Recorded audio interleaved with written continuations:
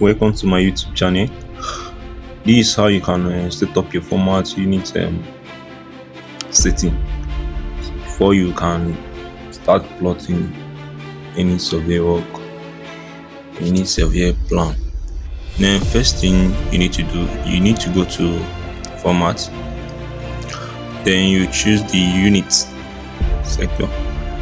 Then next thing you need to reset this thing so that your job will be more accurate and you will know what you are doing and the job will not go anti-clockwise. Then after setting your degrees, minutes, seconds, then your precision is at least, if it's degrees, minutes and seconds, it's okay. Then tap it. Then you need to click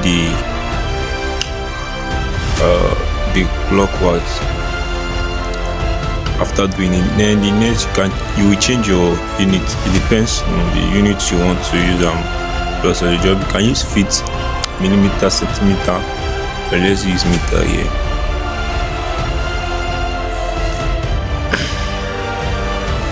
Okay, now the next thing you need to do is to change the direction.